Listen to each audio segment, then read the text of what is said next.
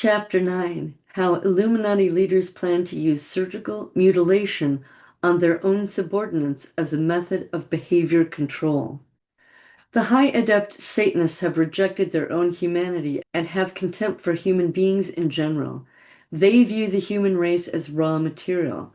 They tend to objectify human beings, seeing our species as a resource to be exploited in the achievement of their goals. You might say that they tend to view human beings the way that human beings might view a tree. We humans seem to have no problem with the idea of pruning the branches of a fruit tree or with cutting down a tree with the intention of turning it into lumber. Likewise, from the point of view of the High Adept Satanists, the surgical mutilation of human beings is perfectly acceptable. The subject of how the Illuminati intends to use surgical mutilation as a form of social control is very disturbing. For one thing, this subject is somewhat personal. I'm missing 3 toes on my right foot. I did this to myself when I was a teenager as a way of getting out of a satanic recruitment ritual.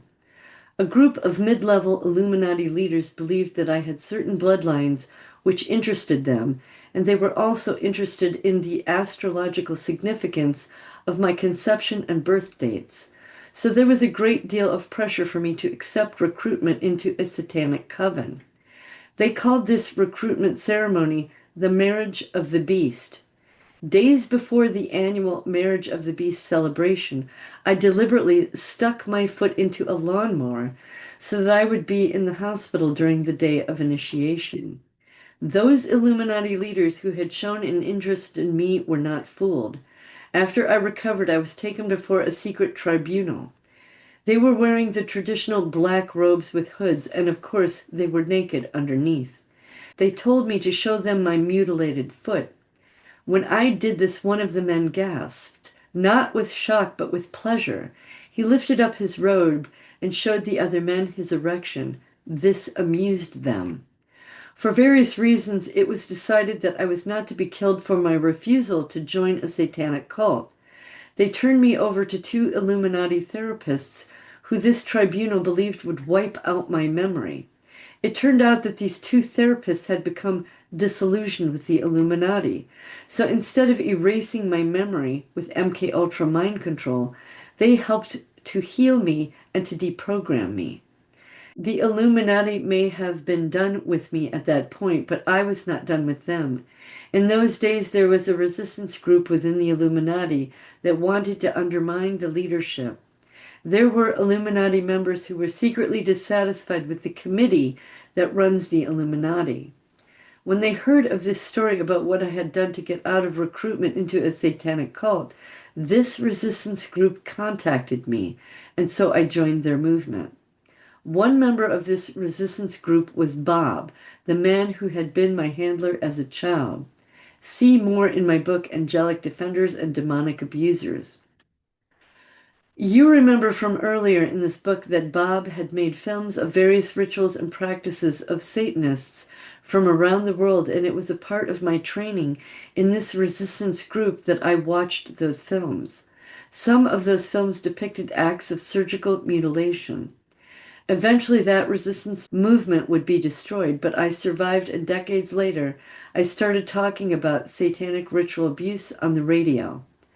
After I left the radio program, I was contacted by some people who gave me information relating to the subject of surgical mutilations.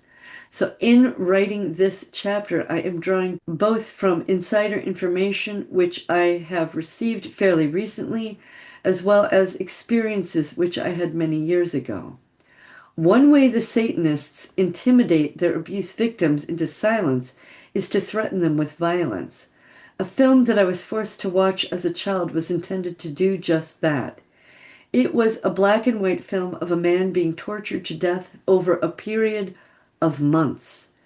I was told that he was an Illuminati member who tried to leave the group with the intention of contacting the news media.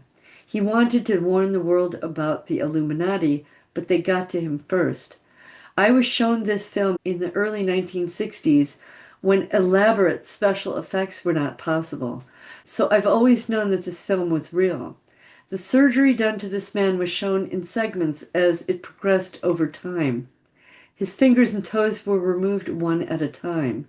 His legs and arms were systematically removed. By the time they killed him by removing his intestines, he was just a torso. I was told that this surgery was done without anesthetics. I first observed this film in the 1960s, but I found out in the late 1970s that the surgery had been done by a Nazi war criminal brought into the USA by the CIA's Project Paperclip. I remember that in the final segment of the film, right before they started to remove his intestines, you could see the profound look of despair on the victim's face. But the doctor and nurse performing the surgery were smiling. The doctor performing the surgery didn't always wear a surgical mask. In some of the film segments, you could see that he was smiling with glee as he performed the operations. And although he was wearing his surgery scrubs, it was obvious that he had an erection. When I was working with the resistance group, I was shown a number of films, but for a different reason. There were films which depicted sexual rituals, animal sacrifice, human sacrifice, and cannibalism. Two of these films in particular indicated that some Satanists are obsessed with surgical mutilation. Bob, the filmmaker, was an organizer of this resistance. He liked to be called Bob, which was short for Beelzebub, a name for the devil. This resistance group, as I have explained, wasn't interested in destroying the Illuminati. They just wanted to make it less insanely violent. They were trying to engineer a new leadership for the committee that runs the Illuminati. Since Bob made films for the committee, he had access to a number of films that depicted satanic rituals performed by different groups. The Illuminati is a complex system. Not all subgroups have the same practices, and the committee wanted to document the different rituals used by different groups. One film that Bob showed me documented the results of some surgery that was performed on a beautiful woman to remove her healthy arms. The story Bob told was that a secret Satanist who worked as a priest in the Vatican once saw a beautiful poor woman visiting there.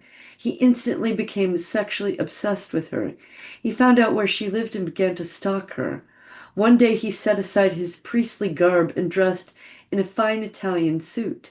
He approached her at a cafe and made a proposition that she should become his mistress, which she refused. He continued to harass her, but she always refused his advances. One day, when this frustrated Satanist was looking at a picture of the Venus de Milo statue, he had an inspiration. He had some of his fellow Satanists abduct this woman who had become the object of his obsession. Then he had her arms surgically removed to make her look like the statue. In a black and white film, which Bob showed me, she was dressed and poised like a famous statue. The woman had a look on her face that suggested that she was drugged.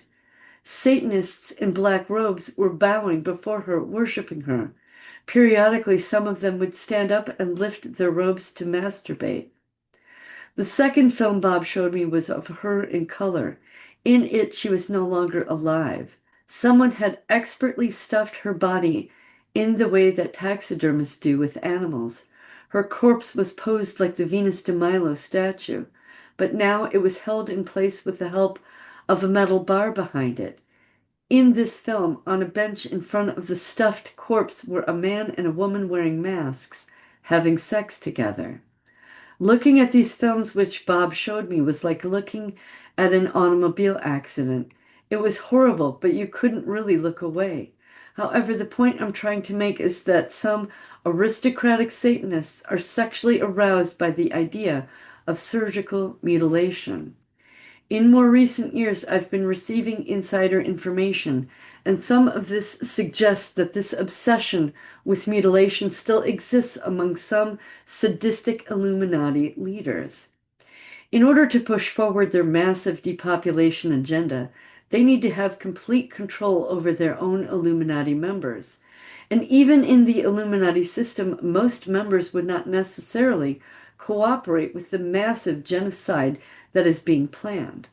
Although Illuminati mind control is pretty sophisticated, it does have certain limits. Persons who have been subjected to monarch mind control may be used as sex slaves, assassins, or even entertainment performers, but none of those things require great intellectual skill.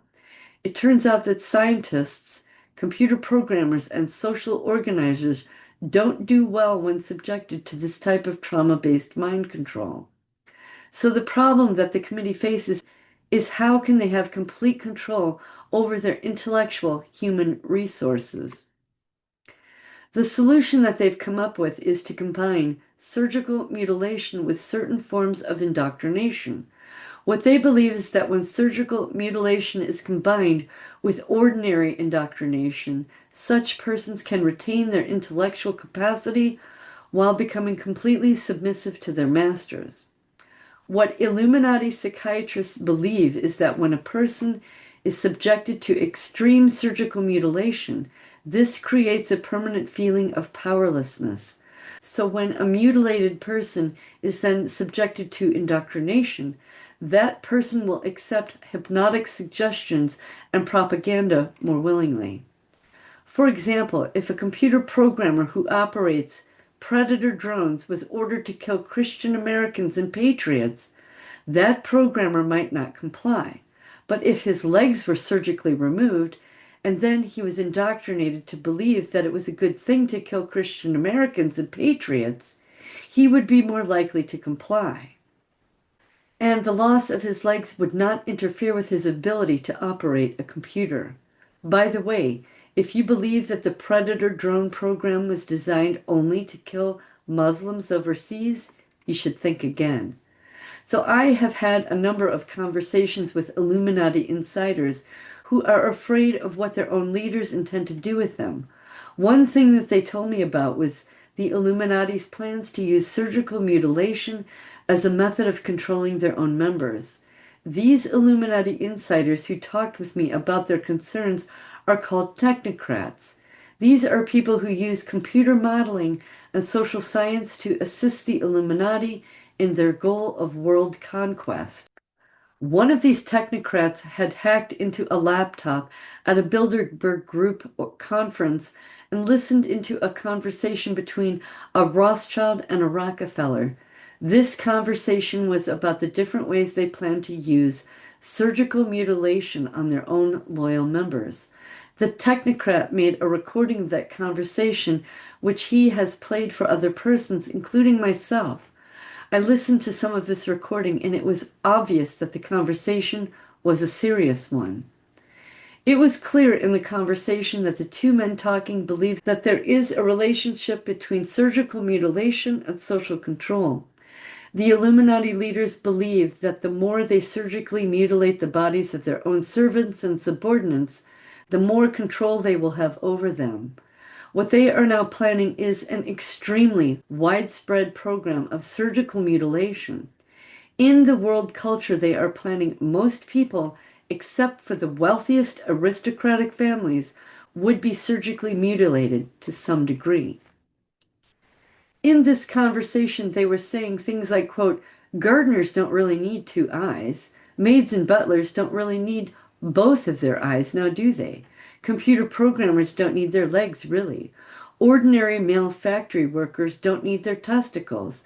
Ordinary female workers don't need their ovaries or breasts. Whatever body part a worker doesn't need in order to do their job, we should have that removed, close quote. They also talked about the use of plastic surgery to identify the intended social classes. In the plan that was described in their conversation, most people in society would have some plastic surgery done on their faces. According to this Illuminati plan, the peasants would have homely faces, the police enforcers would look fiercely animalistic, but the aristocrats would have plastic surgery to make themselves look handsome or beautiful. A few months later, that same technocrat contacted me again and showed me some very disturbing video images. These were taken in a secret experimental laboratory. I was told that the victims were gathered from the homeless population and third world nations where they wouldn't be missed. Presently, there are experimental surgery techniques being developed to quickly and efficiently remove limbs. The Illuminati lab technicians have constructed experimental computerized machines that can do surgery. I looked at the photos of a complicated machine that appeared to be systematically removing a man's leg. This was being done apparently as part of an assembly line approach to surgical mutilation. So the plan is to be able to remove hundreds of limbs from hundreds of victims on a daily basis. There are secret hospital environments that are being set up for this purpose. Right now, they are experimenting on homeless people who they consider to be expendable. But eventually, the Illuminati leaders plan to do this to most of their own loyal servants and subordinates. Also, he showed me videos of hidden laboratories where there were disembodied heads being kept alive using elaborate life support machinery. There are ongoing experiments which are attempting to interface computers with the human brain. In the video, it was clear that some of the disembodied heads are still alive, and some of them could be seen blinking and mouthing words. One of them seemed to be saying the same thing over and over. He seemed to be saying, "Kill me now." Presently, these disembodied heads are those of homeless persons whom the Illuminati's leaders consider to be expendable. But eventually, when they've perfected these techniques, they plan to do this to their own members as a way to preserve and control their intellectual assets. What I have to say in conclusion is this. If you are in the Illuminati and you are still cooperating, you are cooperating with leaders who plan to betray you. Even if you don't believe what I'm saying, consider how these Illuminati leaders came into power. They all have a history of betrayal. It's not really a secret of how the Rothschilds and Rockefellers have used betrayal as a method of achieving financial gain. And a history of such betrayals can be found in all the generationally wealthy families who make up the Illuminati leadership. If it is to their advantage to surgically mutilate their own servants and employees, of course they will do it. Some of you reading this may find it hard to believe that wealthy aristocrats could be so heartless that they would make such plans. But when I was younger, I spent quite a bit of time with Luciferian aristocrats, and you cannot imagine how cold-blooded some of these aristocrats really are. What's more, they pride themselves on being this way.